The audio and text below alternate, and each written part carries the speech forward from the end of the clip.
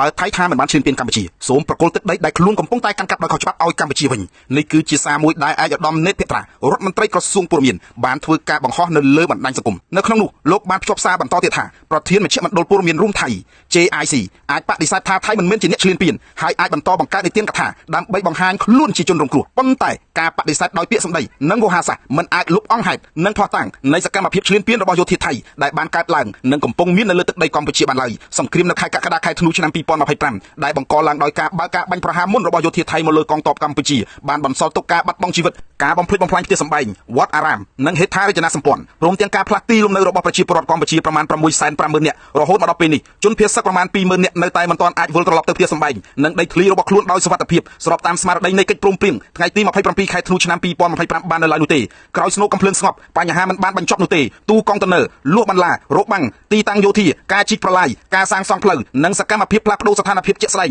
នៅលើដីនៅតែមានគណៈប្រជាពលរដ្ឋកម្ពុជាជាច្រើននៅតែមិនអាចវិលត្រឡប់ទៅលំនៅឋាននិងដីធ្លីរបស់ខ្លួនបាននេះជាសំណួរដែល JIC មិនអាចឆ្លើយដោយការបង្វែរប្រធានបទបើថៃមិនបានឈ្លានពានតើហេតុអ្វីមានអង្គហេតុនៃការកាន់កាប់នៅលើដីហើយបើថៃមិនមានបំណងកាន់កាប់ទឹកដីកម្ពុជាតើហេតុអ្វីមិនដកចេញបើថៃអះអាងថាខ្លួនមិនបានឈ្លានពានមិនបានកាន់កាប់និងមិនមានបំណងយកទឹកដីកម្ពុជានោះត្រូវឆ្លើយសំណួរដ៏សាមញ្ញទាំងនេះហេតុអ្វីកម្លាំងនិងសម្ភារៈយោធាថៃនៅតែស្ថិតនៅលើទីតាំងក្នុងទឹកដីកម្ពុជាដែលកម្ពុជាមានមូលដ្ឋានផែនទីនិងឯកសារច្បាប់គ្រប់គ្រងហេតុអ្វីមានការដាក់ទូកុងតឺន័ររាយបន្លានលួសបង្កើតរបាំងជីកប្រឡាយសាងសង់ផ្លូវនិងធ្វើសកម្មភាពដែលបង្កើតស្ថានភាពថ្មីនៅលើដី Fed Accompli ហើយហេតុអ្វីប្រជាពលរដ្ឋកម្ពុជាមិនអាចវិលត្រឡប់ទៅផ្ទះរបស់ខ្លួនបានថៃអាចបដិសេធនៅមុខមីក្រូហ្វូនបានប៉ុន្តែមិនអាចបដិសេធអ្វីដែលអាចមើលឃើញរាប់បានថតបានកំណត់ទីតាំងបាននិងផ្ទៀងផ្ទាត់បាននោះទេការឃោសនាអាចបង្កើតនីតិកថាប៉ុន្តែមិនអាចលុបផុសតាំងនិងអង្គហេតុនៅលើដីបានឡើយ JIC ខ្លួនឯងអំពាវនាវឲ្យដោះស្រាយបញ្ហាព្រំដែនតាមយន្តការដែលភាគីទាំងពីរបានព្រមព្រៀងកម្ពុជាយល់ស្របប៉ុន្តែបើពិតជាចង់ឲ្យយន្តការព្រំដែនដោះស្រាយបញ្ហានោះត្រូវទុកឲ្យយន្តការព្រំដែនធ្វើការងាររបស់ខ្លួន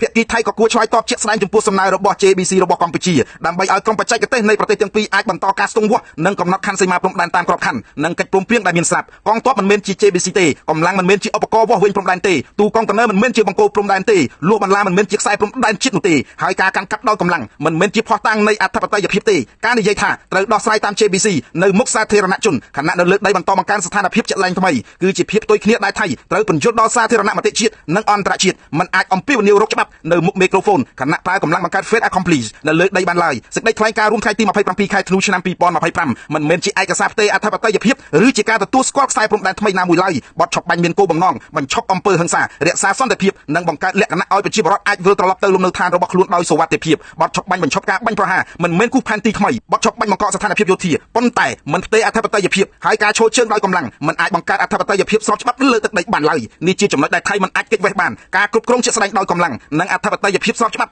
គឺជារឿងពីរខុសគ្នាការដាក់កម្លាំងការដាក់ទង់ជាតិការរាយបន្លានលួសការដាក់ទូកុងតឺន័រការជីកប្រឡាយឬការសាងសង់ហេដ្ឋារចនាសម្ព័ន្ធមិនអាចបង្កើតសិទ្ធិអធិបតេយ្យភាពលើទឹកដីរបស់ប្រទេសមួយផ្សេងទៀតបាននោះទេដូច្នេះបើថៃពិតជាប្រកាន់ជំហរថាខ្លួនមិនឈ្លានពានមិនកាន់កាប់មិនចង់បានទឹកដីកម្ពុជានោះមិនចាំបាច់ចេញសេចក្តីថ្លែងការណ៍វិញឆ្ងាយទេសូមដកកម្លាំងនិងសម្ភារៈយោធាដែលស្ថិតនៅលើទឹកដីកម្ពុជាសូមដកទូកុងតឺន័រលួសបន្លានិងរោគបាំងដែលរារាំងប្រជាពលរដ្ឋសូមបញ្ឈប់រាល់សកម្មភាពបង្កើត Fed Accompli សូមអនុញ្ញាតឲ្យប្រជាពលរដ្ឋកម្ពុជាវិលត្រឡប់ទៅផ្ទះនិងដីធ្លីរបស់ខ្លួនដោយសុវត្ថិភាពហើយសូមទុកការងារស្ទង់វាស់និងកំណត់ខណ្ឌសីមាព្រំដែនឲ្យ JBC ដោះស្រាយតាមច្បាប់ផែនទីនិងកិច្ចព្រមព្រៀងដែលមានស្រាប់បើថៃមិនចង់បានទឹកដីកម្ពុជាសូមប្រគល់អ្វីដែលជារបស់កម្ពុជាឲ្យកម្ពុជាវិញនេះមិនមែនជាការប្រកួតប្រជែងសេចក្តីថ្លែងការណ៍ទេវាជាបញ្ហានៃអង្គហេតុច្បាប់អធិបតេយ្យភាពនិងបូរណភាពទឹកដីបើថៃថាខ្លួនមិនបានឈ្លានពានកម្ពុជាសូមបង្ហាញដោយសកម្មភាពមិនមែនដោយប្រើពាក្យសម្ដីដកកម្លាំងបញ្ឈប់ Fed Accompli អនុញ្ញាតឲ្យប្រជាពលរដ្ឋកម្ពុជាត្រឡប់ទៅផ្ទះនិងប្រគល់ទឹកដីដែលកំពុងកាន់កាប់ដោយខុសច្បាប់ឲ្យកម្ពុជាវិញព្រោះកម្លាំងអាចបង្កើតការកាន់កាប់ជាក់ស្ដែងបានមួយរយៈប៉ុន្តែមិនអាចបង្កើតអធិបតេយ្យភាពស្របច្បាប់បាននោះឡើយ